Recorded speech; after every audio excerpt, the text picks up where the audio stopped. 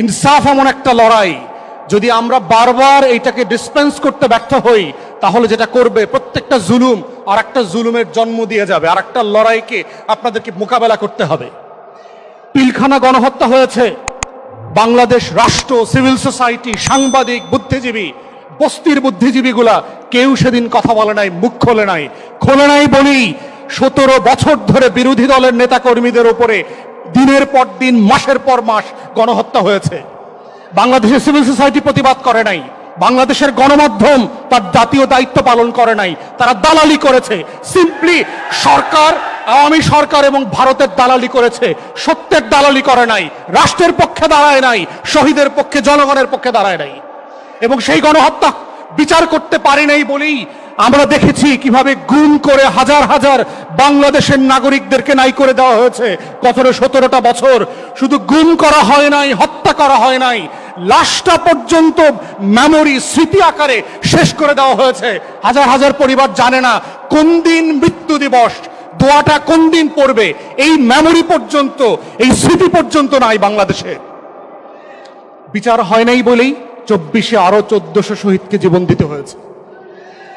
অতএব এই বাস্তবতায় বিজেপির রাজনীতি যেহেতু সীমান্তে চলে আসছে, এটার ডাইভার্স কনসিকুয়েন্স আছে আমাদের রাষ্ট্রে, ফরেন পলিসি কনসিকুয়েন্স আছে, ক্রস বর্ডার টেরোরিজম ক্রিয়েট করা হবে। কয়দিন পরে দেখবেন দাড়িওয়ালা, টুপিওয়ালা, নামধারী লোকদেরকে জঙ্গি নাটক মঞ্চস্থ করবার চেষ্টা করা হয়েছে না গত কয়েকদিন আগে?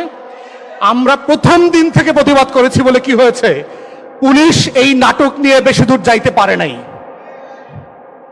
বাংলাদেশের সেনাবাহিনীকে নিয়ে নাটক করা হচ্ছে, বিমান বাহিনীতে তেহরিকে তালেবান পাকিস্তানের লোক পাওয়া গেছে। তেহরিকে তালেবান পাকিস্তান ভারতের রয়ের টাকায় ফান্ডিংয়ে চলে, এই গল্প কি আমরা জানি না? আমরা হাওয়া খেয়ে বেড়াই? অতএব এই জঙ্গি নাটক, তেহরিকে তালেবান পাকিস্তানের নাটকের খেলা বন্ধ করতে হবে। যেই নাটক ফ্লপ করছে, যেই নাটক সিনেমা হলে গিয়ে কেউ দেখে নাই গত 17 বছর, সেই নাটক আগামী দিনে মঞ্চস্থ করে আপনার শেয়ার বাজারে কোনো দর পতন ঠেকাইতে পারবেন না।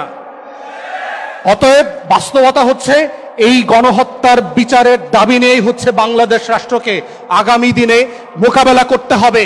বিজেপির এই হিন্দু ফ্যাসিস্ট, ফ্যাসিবাদী রাজনীতিকে আমরা কিভাবে মোকাবেলা করব, এবং ওলামায়ে কেরামের হিস্টোরিক রেসপন্সিবিলিটি আছে।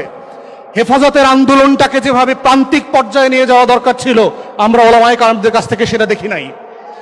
এই দাবিটা নিয়ে প্রত্যেক মসজিদ, মাদ্রাসা, পাড়ায়, মহল্লায় যেভাবে সভা সমাবেশ, দাবিনামা উত্থাপন করবার দরকার ছিল, ওলামায়ে কেরামদের কাছ থেকে আমরা সেটা আশা করেছিলাম, সেটা আমরা দেখি নাই।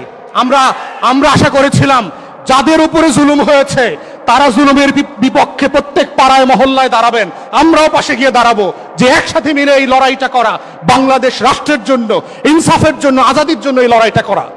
এবং ওলামায়ে কেরামকে আগামী দিনেও সাবধান থাকতে হবে, আপনাদেরকে যেন বিজেপির এই গেরুয়াময় সীমান্তে, আমার প্রত্যেক সীমান্তে এখন বিজেপি আক্রমণ করে বসছে, এই জায়গার রাজনীতি আগামী ওলামায়ে কেরামদেরকে কোনো ফাঁদে যেন না ফেলে, সেই নাটক থেকে আমাদেরকে বাঁচার জন্য এখন থেকে প্রস্তুত হতে হবে। হেফাজতও কিন্তু আওয়ামী লীগের ফাঁদে পড়েছে, সেই নাটকও কিন্তু আমরা দেখেছি। অতএব আমরা চাই ইনসাফের পক্ষের ওলামায়ে কেরামরা, আজাদির পক্ষের ওলামায়ে কেরামরা দ্বীনের ঝান্ডাকে মজবুত করে ধরবেন, মুখলেসের সাথে, ইখলাসের সাথে, কোনো ধান্দা ফান্দা থাকতে পারবে না এর ভিতরে।